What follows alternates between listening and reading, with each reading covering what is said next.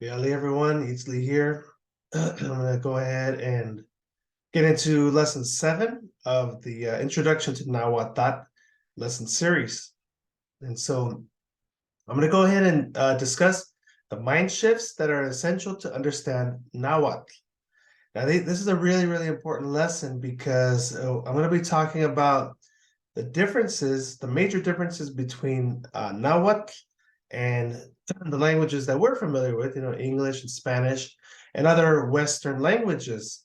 And so a part of understanding Nahuatl and worldview is understanding how the language is different.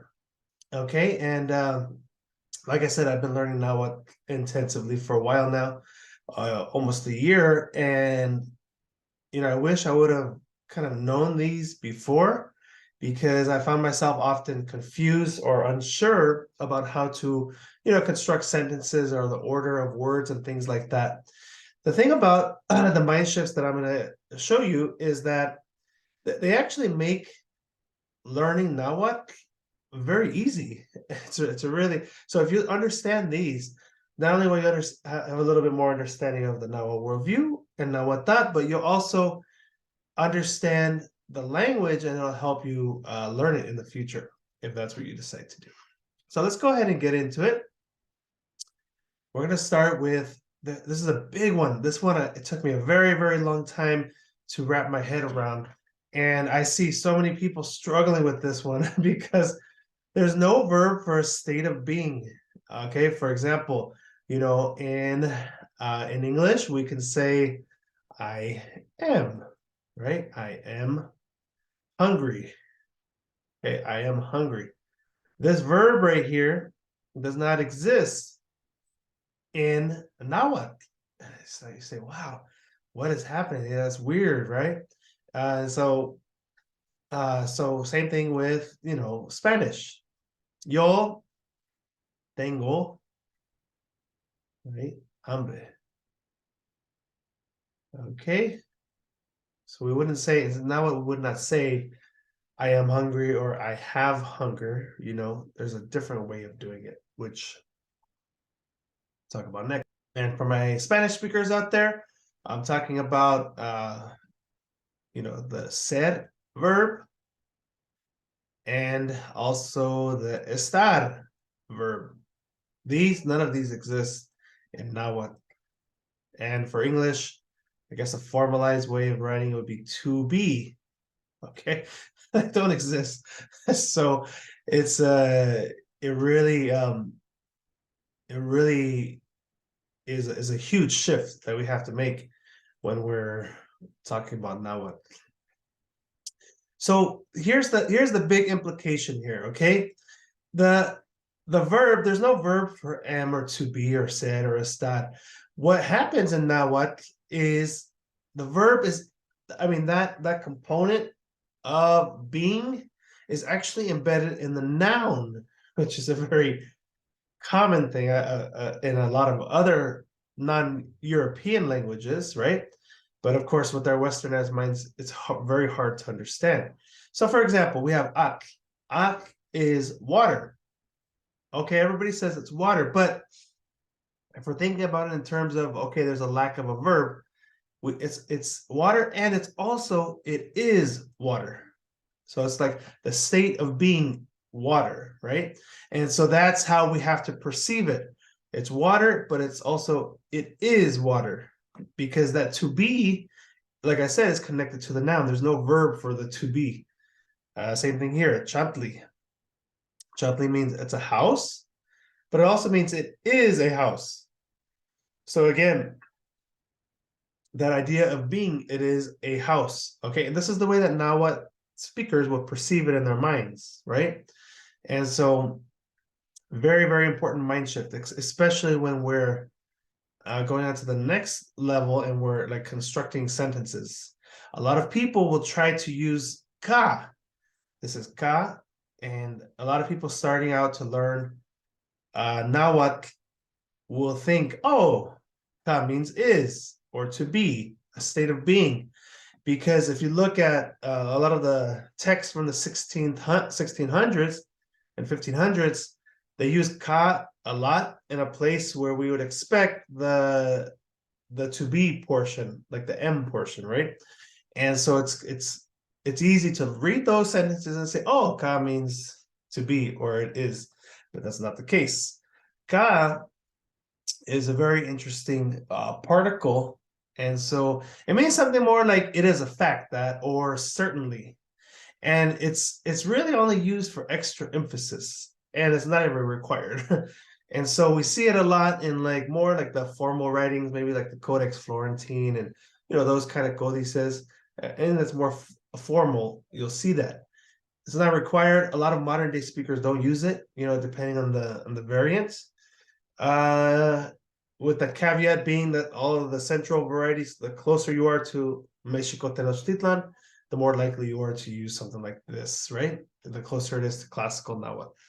And so here's the implication. You can say Mexicat, Mexicat, and this means he or she is a Mexica, or more specifically a Mexicat, a singular Mexicat. Okay.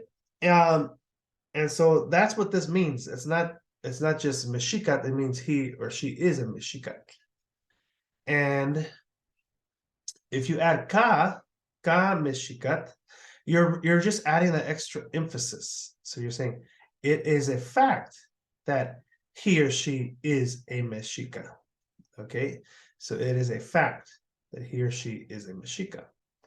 And so it's obviously, the ka is not like is a Mexica, right? It's kind of like I said, giving you that extra emphasis.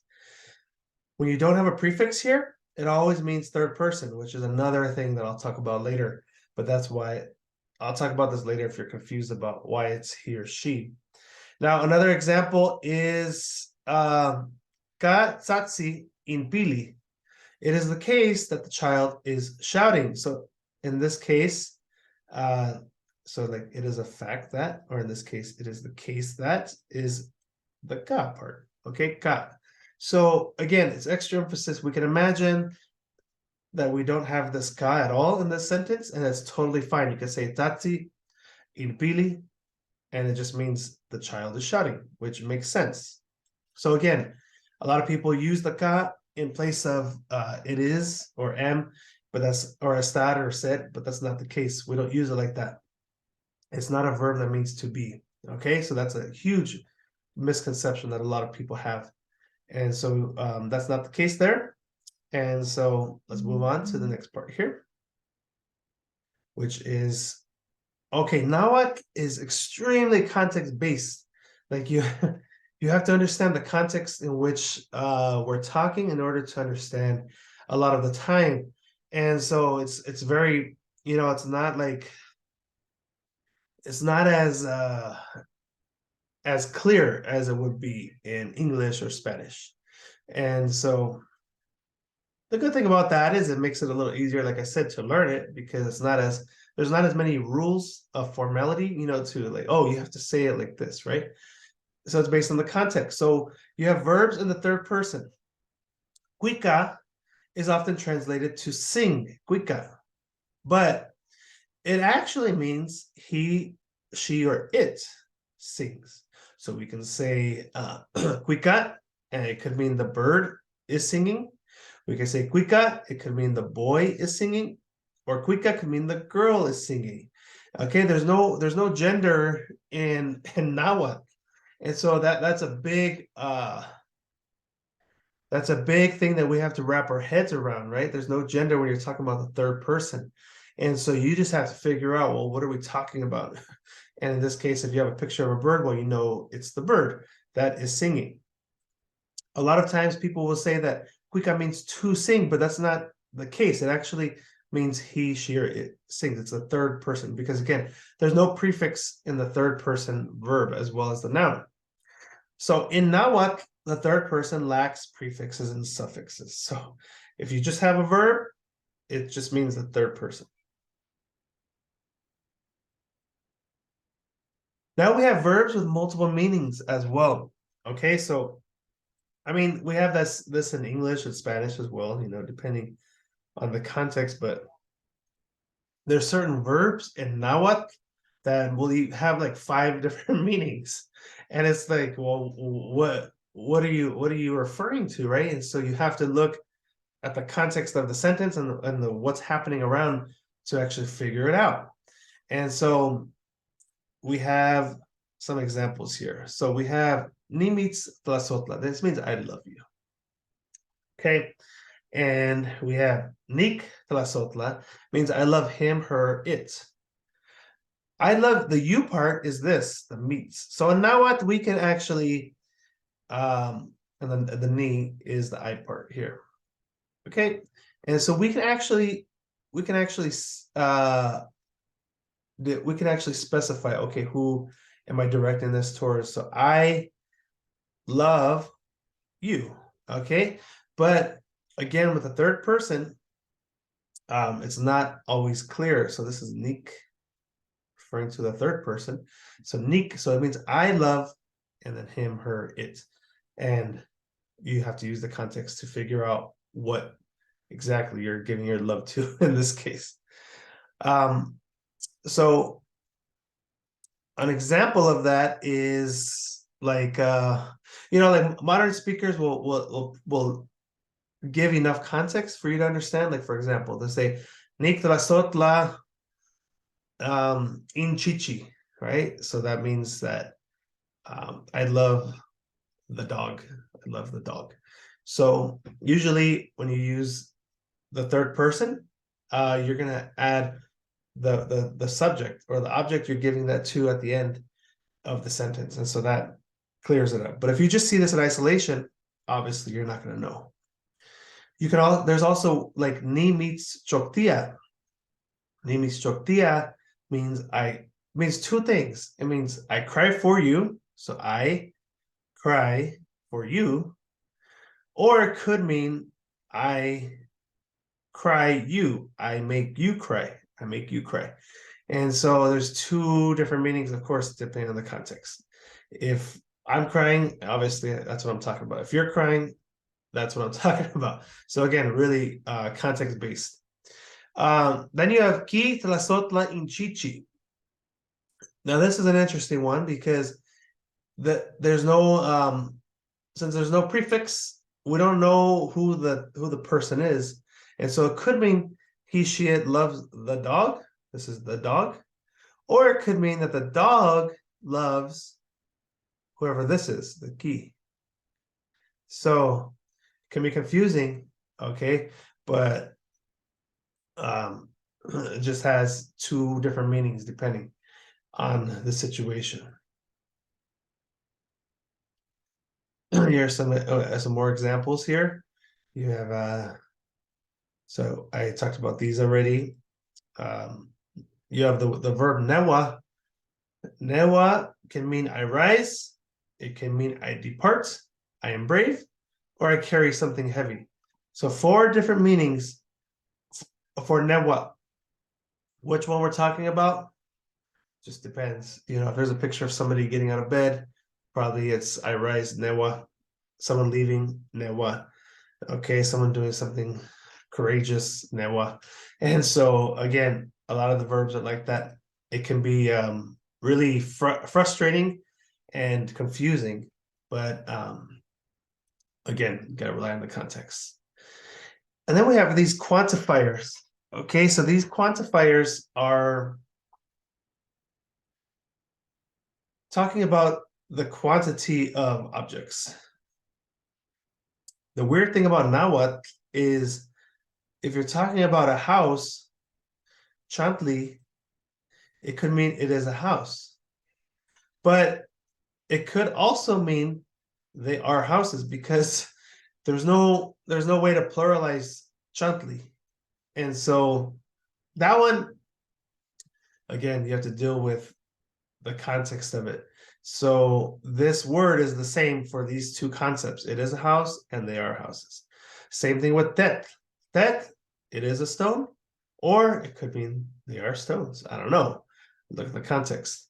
In my conversations with modern Nahuatl speakers, I've noticed that they do tend to try to make it a little clearer for you. Like I asked my ticket the other day, well, how would you specify, right? And so he said, oh, well, you can add in front of the chantli, you know, you can add something like there are a lot. There are miak chantli. Okay, there are several houses, right? Or you can say like Inawi chantli, there are 4 houses. There's an exact number, more than one. In Miak chantli, there are many houses, right? And so there are ways to make it a little clearer to the listener. But of course, not everybody is gonna use that all the time and be that considerate. So it just depends on who you're talking to. But again, heavily context based. Then we have pluralization. This is very interesting. So like I just showed you, you would not pluralize house or stone. There's a rule around that. You're only going to pluralize the things that are animate. Okay, so animate, just you know, things that are alive, things that move is usually what animate is referring to. So we say mexica. Actually, this should be mexicat. Mexicat is one, right? So one mexicat, a resident of Mexico Tenochtitlan. And then you can have mexica. Mexica is more than one mexica. And so this is the pluralized form of mexica. We're pluralizing it because mexica are people that are real. And so therefore, we have to use what we call a pluralization. Chichi is a dog. So dog is alive, it moves. Therefore, we have chichime. Chichime is the plural. And then we have the teot, which clearly are considered to be alive because there is a pluralization for it. And this is a special case, teteo. Okay, and so we have 3 examples. So people, teteo, and animals are the big ones. Now, there's also 2 more that we need to be aware of. So again, the kali and the tet are inanimate, so therefore they will not be pluralized. However, there are 2 objects that, you know, we would probably classify as inanimate that are actually, they have animate pluralizations for some reason. So you have tepec, which is a mountain. It's pluralized as tetepech. Okay, so special pluralization there. Citlalin, a star, is pluralized as Citlalin. Okay, so it's like this is like a duplication. That's why there's 2. So it's Cici Tlaltin. Cici Tlaltin. Okay, and so those are 2 specific cases that are also animate.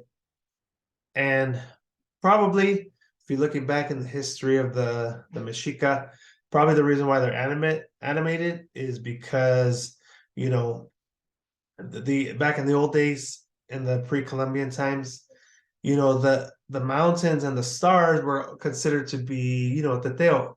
They were like this is like Tlaloc's domain right here, right? Tlaloc, Tlalocan, Tlaloque reside in the mountains. Therefore, the mountains were perceived to be teteo. And same with the stars. There's a whole array of star teteo, including, for example, Ilametekli. Ilametekli is one of the star teteo. And so there's a lot of them. Also the Siwa teteo. There's a lot of different ones, but generally the stars were considered to be alive for those reasons. All right. The other thing is high flexibility. Okay. This is one of the things that gives Nahuatl a huge advantage if we're learning it, a lot of people, when they're like, for me as well, when I was constructing sentences, there's a lot of anxiety around like, oh man, am I am I putting these words together properly, right? Because in English and Spanish, there's a very particular order. That's not the case in Nahuatl. In Nahuatl, there's a huge flexibility. You can make sentences in any order you want, and you don't even need to use like particles. For example, like if you say the man is running in English, you have to specify the man is running. Like, you can't say man is running in English. You can do that in Nahuatl though. And so I'm gonna show you some examples. So first of all, we have flexible pluralization. So siwame and siwach are both pluralized forms of siwak, which is woman. They're both acceptable forms of pluralization. They both make sense. Tochtin, totochtin, they're both pluralized forms and they make sense. They're acceptable. Michmech and mimichtin, that means pluralized form of fish. And even the singular form of fish, michin, can mean there's several fish. And so there's this huge diversity when it comes to pluralization. So if you're concerned about, whether you're pluralizing these animate objects properly, that's really not something that we really need to be concerned with. In the Huasteca region, they tend to just add me after everything. And they make it work, tochme, michme, and it's just kind of like a general way of pluralization. It was never like a very rigid rule around pluralization. So no matter how you pluralize, people most likely understand. As a general rule, if you want to like follow a general rule, if it makes you uncomfortable, you can use any ending for pluralization. You can say add me after vowels, like here is a vowel, so add the me, and the thin after consonants. So the ch is a consonant, so that's why the thin is there. So that works as a general rule. Like most, if you do that, you'll probably get the right ending. But again, it's not a big deal. Something we're probably have a hard time wrapping our heads around. This is a huge one. The verb, subject, and the subject verb order does not matter in Nahuatl. It means the same thing. It's so weird with our Western minds. It's like so hard to wrap our heads around. In the beginning, when I was learning how to speak Nahuatl, I was always concerned, like, oh, what should I put first? The verb, the noun, the subject, or the particle? What should I go first? And my teacher would always be like, oh, it doesn't matter. You do it however you want. And it was so frustrating for me because it's that westernized mind, like, no, that doesn't make sense, but it actually does. And now what? You can go gochi and siwak. This means the one who is sleeping is a woman. Okay. And gochi is the sleeping part. And then you can say in siwak gochi. It is a woman who is sleeping. Okay, so they're slightly different forms, but they mean the same thing. A woman is sleeping, right? So a Nahuatl speaker would hear the same thing if you're saying them. And you're just giving emphasis on something different each time, but again, it doesn't matter. Then you have Kat lakat in tsatsi. It is a man who is shouting. So remember, Ka meant like indeed or certainly. It is a man. The is incorporated in the noun. The who is, okay, that's the in part. In. Who is. The in is a very interesting one. The in means a lot of different things. It could mean it could mean that, it could mean which. In this case, it's identifying who is doing the shouting. And so in is a very flexible particle, which is another thing that English and Spanish speakers probably have a hard time understanding, because we have specific particles for that. We have this, for that. That's not the case in Nahuatl. You could use in for any one of those situations, and it just kind of meets the need for whatever you want. It's a very flexible word or particle. And so in satsi ka tlakak, the one who is shouting is a man. So different order, it means the same thing. Speaking of particles, there's optional particles, which is something that's a no-no in Spanish and English, right? We would never make the optional in a sentence. But here we are in Nahuatl. Hey, it works. So we have cuica. Cuica means he, she, it sings. Okay. So this is a complete sentence. Think about that for a minute. This one word, cuica, is a complete sentence. It satisfies all of the things that we need for a sentence. If we're talking about an it, like a bird, right? We say, it sings, or it is singing. And we have a sentence. So that's the other thing that is hard to understand in Nahuatl is like you have one word and it's an entire sentence. And that's just really foreign. You know, you don't see that in English and Spanish. So it's a very foreign concept, but it works. Now, here's the thing. You can say yewak cuica, and it means the same thing. The yewak is just a pronoun. You're specifying who is doing it, but it's optional because we know who's doing it because there's no prefix, therefore we know it has to be one of these people doing it or things. And so the yewak is optional. Sometimes people use it, sometimes they don't, and it doesn't matter if you use it or not. You could also say in cuica. Again, means the same thing. In is just there to specify, you know, it is someone who is singing. But overall, it means the same thing, and now a speaker will hear the same thing as these. Ka cuica. So again, this is like certainly or indeed, he, she, or it sings. Okay. So you can see that these optional particles are just added mostly for emphasis and not really necessary. Again, in English, that we can't do that, right? If we say the bird sings, you cannot cross out the and say sings. You can't just say sings, right? You have to specify who is doing the singing. But that's already embedded in this verb, and so it's not necessary. Major mind shift. And just to put all of these particles together, just so we can kind of see if we move them around, the order and the particles, and add and remove the particles, how it changes it. I mean, there's a slight change in the overall meaning, but it's a very slight, and it's not going to change it drastically. So we say kikwa in chichi in nakak. This means the dog is eating the meat. Notice how you have the and that's the in part. Okay, so again, the in means a lot of different things, in this case, the. Now watch what happens when you take the in off the nakak.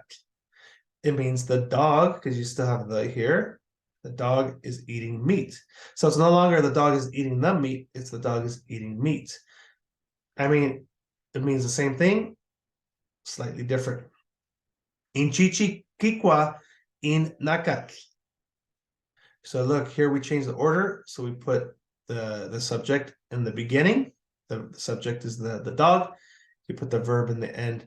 And same thing, it just means as for the dog. In this case, the in changes to as for the dog. Kikwa in nakak. It is eating the meat.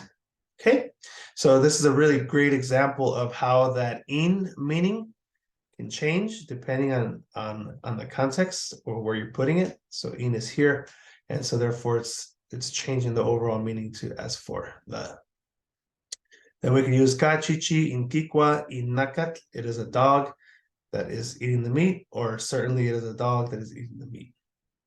In chichica, you can even put ka in the middle. Nakat, as for the dog, it's meat that it is eating. So if you change the order of things, you're changing it very slightly, but the overall message is the same. In all of these, we can see that the dog is eating the meat. It's just different forms, and it doesn't really matter which one you use. And so all these particles are going to be optional. Some more examples, some additional particles. We have in tlakat iwan tet, the man and the rock. Okay. In tlakat iwan se tet. So you have the man and the rock. Okay. So look, there's no in here, but the rock is still inferred because the tet, like I said, the tet, it means rock, but it also, in this case, it means it is the rock. So the rock. So the rock, the is already embedded in the noun. So you don't even need to add this. In this case, we're using our quantifier, a se. Se, if you use se, it's like a in English, okay? Or un in Spanish, or uno. That's what the se means. So it's a number one, but it also signifies, it has the same meaning as a, un, or uno.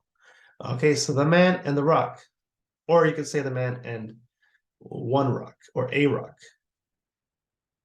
That might be more specific to what we're saying.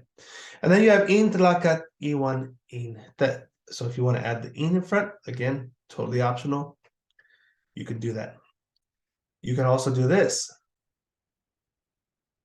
I notice a lot of Nahuatl varieties, especially the Huasteca, don't even like to use in at all. Like when I hammer my ticket talking, sometimes it takes me a while to adjust to that. He'll just say tlakat iwan tet, and that means the man in the rock. He doesn't use any in or se or nothing, and it's just like like I said, it's already embedded. The man, it is a man, is embedded here, and the rock is already embedded. So all these other particles, totally optional, and depending on the variety that you're accustomed to, it may not even be necessary in speech.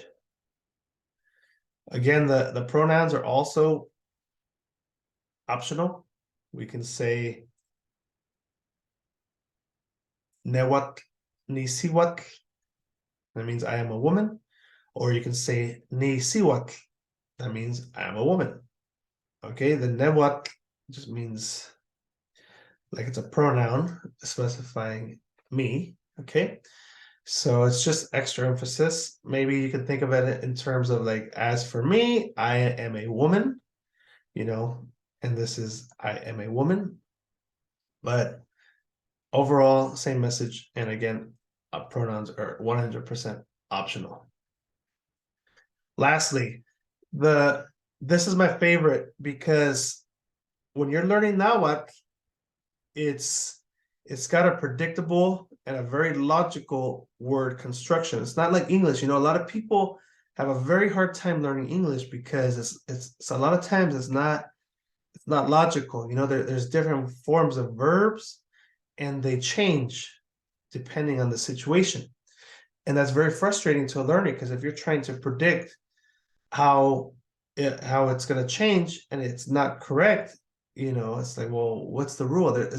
In English, there's different sets of rules. Like, for example, you say the men instead of the mans, which if the rule is adding an S after a noun, like that would make sense to predict that it would be the mans for the plural, but it's actually the men because it's a different form.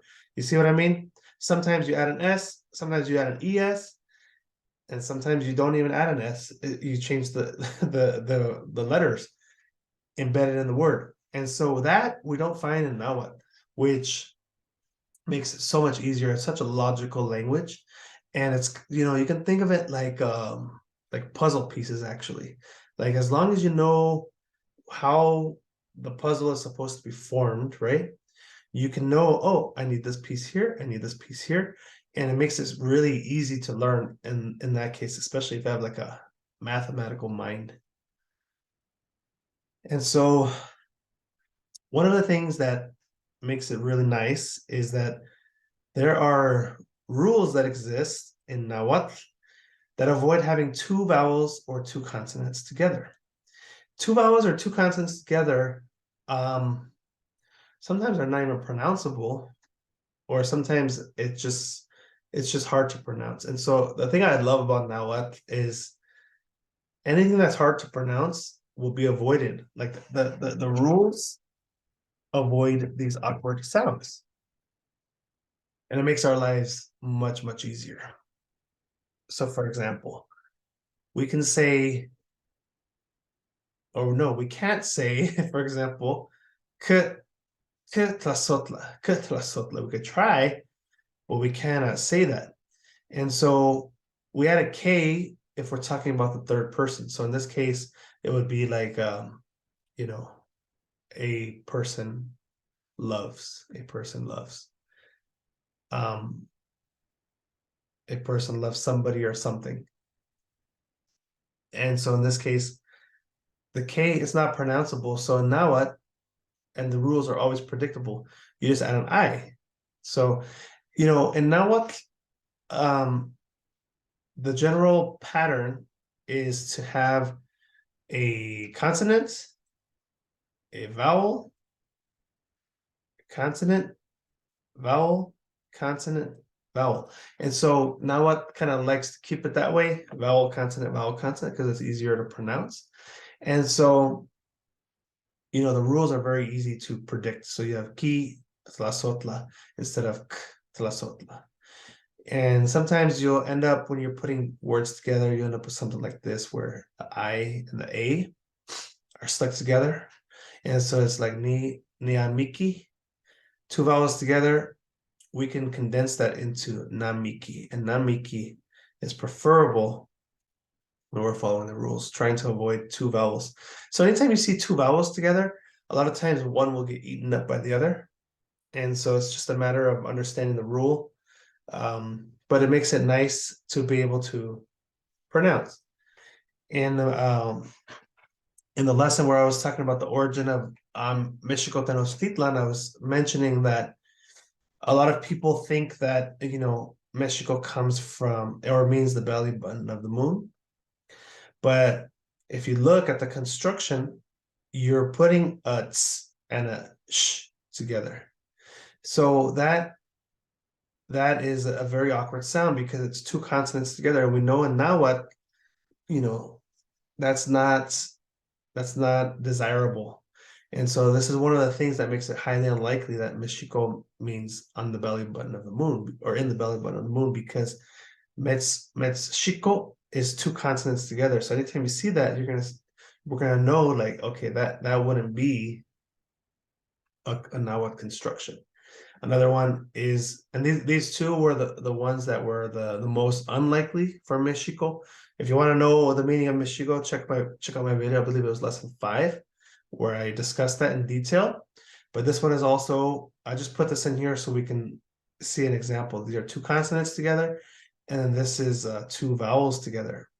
If it's in the middle of the maguey, it would be Mexico, and that sounds terrible. Now what? Does not like those sounds. Mexico, no. Okay, two vowels.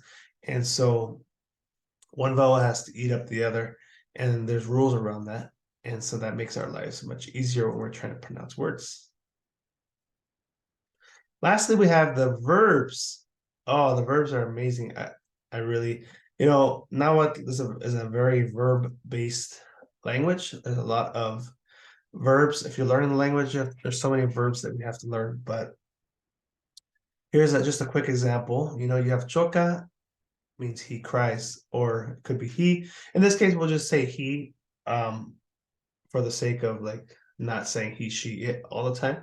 So we'll just assume that it's like a male crying. So we say choca is he cries. Choca is what we call intransitive. It does not have an object. Now, by adding this key and then this I, or the TIA actually, in place of the A. We make it transitive. So when you have a transitive verb, you have to specify who the object. Okay. That's what I'm talking about, where it's like really logical and predictable. Like we're gonna see this verb. Like every intransitive verb, if you could always change it into a transitive verb, and there's always a rule for that. And so, for example, you say choka, he's just crying. He's crying in general. Like you don't need an object to cry. He's just crying. There's no reason for it. But if you want to specify a reason or an object, you have to make it a transitive verb. And so that's what the difference is here. So it's choktia now, not choka, choktia. So you have to add the object. So in this case, he still there's no prefix. So it's he is crying for someone or something. So this key is representing something or someone. And like I said, modern speakers will usually specify ki choktia, and then followed up with the object that they're crying for, so that it's clear. And so then you have tla choktia, he cries for something. Tla is just a general prefix that we can add that just means he's crying for something. We don't know what it is, so tla is just like a general form. Same thing here. Te, we can use te choktia. So it means he cries for people. Again, it's general. We're not specifying who exactly he's crying for, just that he's crying for people. And so these prefixes hold for every single transitive verb, which makes it so much easier to learn the language and to understand the language, because these never change. So you can use tla and te for any transitive verb, and it will work. So for example, another transitive verb that we covered was gua. Gua means eat. And then you say tlaqua, that means he is eating something. He is eating something. So see that tla is like a general thing that we can use. Then you have choktia, ni meets choktia. I cry for you. The next choktia, you cry for me. The meets choktia, or the H takes practice, but the H at the end is pronounced. It's so what we call a glottal stop. So you say ti meets choktiach. So it's pronounced. So we cry for you, and then you have nech choktiach, and then you have amki choktiach. Okay, and so if you don't understand now what, you're probably looking at this and say, "Oh, how is that logical? I don't understand it." The construction. But the point of this is to just show you that these beginnings, all of these beginnings right here, are exactly the same for every single transitive verb. And so we could actually use these same prefixes with a different verb in order to construct our sentences. And so that's why I'm saying, like, it's very logical and predictable. It's never good. The form never changes. I cry for you. I pick you up. It's always gonna be nimitz beginning every single time. And so, like I said before, if you have this general key, a lot of times modern speakers will add, like, for example, he cries for, let's see, isiwa, maybe isiwa. He cries for his wife, right? The I is like telling you who it's his wife, right? And so now what speakers will specify what it is. So just so that the point is clear, I'll give you another example here. There's another verb, gaki. Gaki means to hear something or someone. And so it's completely predictable. So what we can do is we can say, like this one, I cry for you. Instead of the cry, instead of this, we can replace it with kaki. And so it's ni meets kaki. Ni meets kaki. Well, that means that I hear you. I hear you. Because kaki means to hear someone or something. And it's going to be the same all the way down. Dinech kaki, you hear me. Dimits kaki, we hear you. Nech kaki, they cried for me. Okay, and so that's what I'm saying. Like you plug these verbs in, boom, boom, boom, and it's going to be very logical and predictable, and it's never going to change. And so this is these are the major differences between Nahuatl and Spanish and English. So I hope you enjoyed this video. I hope that it helps you understand the Nahuatl worldview a little bit more. And for those of you learning the language, I hope that it helps you learn the language as well. All right. Well, thanks for listening, everybody. I'll talk to you all later.